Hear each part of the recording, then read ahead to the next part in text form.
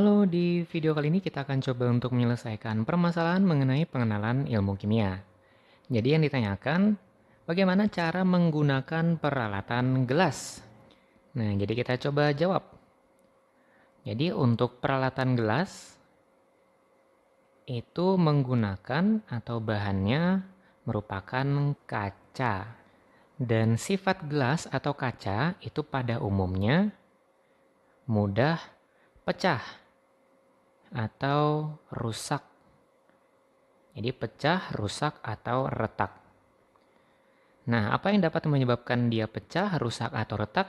Ini pada umumnya di laboratorium itu terjadi karena yang pertama, bisa karena teledor.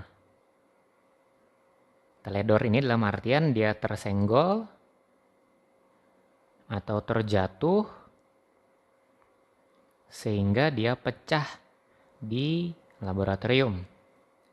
Selain itu juga bisa terjadi karena dia memiliki suhu yang tinggi. Jadi kacanya pertama dipanaskan karena ingin memanaskan sebuah sampel. Jadi dari suhu yang tinggi kemudian tiba-tiba didinginkan.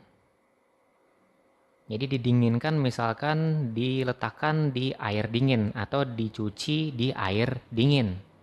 Kita ingat bahwa sebuah benda yang mengalami suhu tinggi itu akan memuai. Sedangkan kalau dia suhunya rendah atau didinginkan, maka dia akan mengkerut. Jadi ketika suhu tinggi tiba-tiba mengalami pengkerutan, dia bisa retak atau pecah. Nah, itu karena suhu tinggi. Kemudian bisa juga itu meledak karena salah penanganan. Jadi salah penanganannya ini karena misalkan ada sebuah tabung reaksi yang ditutup.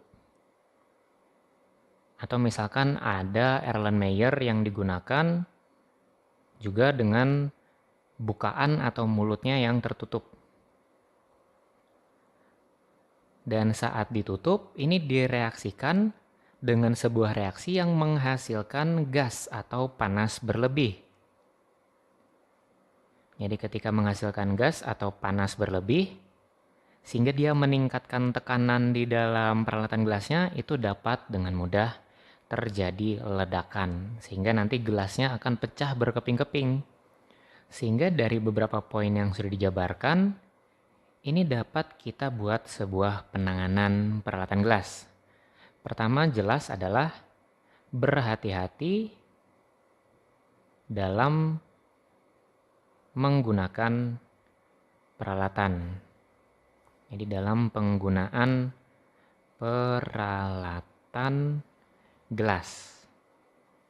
Jadi misalkan tangan jangan licin ketika menggenggamnya, atau misalkan tidak sambil berlari ke sana kemari, nah itu harus berhati-hati. Kemudian yang kedua itu adalah memberikan label-label tertentu pada peralatan gelasnya. Jadi nanti kita akan lebih berhati-hati kalau misalkan sedang mereaksikan sesuatu yang berbahaya. Jadi kita memberikan label. Kemudian kita juga dapat memeriksa peralatan gelas sebelum digunakan. Jadi peralatan gelas sebelum digunakan.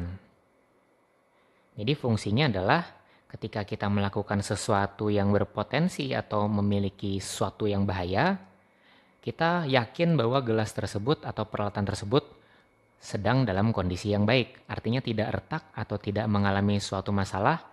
Jadi kalau dipakai dia bisa menahan suhu atau menahan tekanan yang tinggi. Itu fungsi untuk memeriksa. Kemudian juga kita harus mencuci peralatan gelas yang telah digunakan. Selain itu juga kita harus mengeringkan setelah dicuci. Jadi mengeringkan peralatan gelas. Fungsi dari mencuci dan mengeringkan peralatan gelas ini supaya memastikan tidak ada kontaminasi ketika kita melakukan eksperimen selanjutnya. Jadi kita yakin bahwa peralatan gelas yang akan digunakan nanti itu sudah bersih dan juga dalam kondisi yang baik atau prima, yaitu tidak memiliki keretakan atau memiliki kesalahan-kesalahan yang mungkin membahayakan. Nah, jadi itu adalah hal-hal atau cara menggunakan peralatan gelas di laboratorium.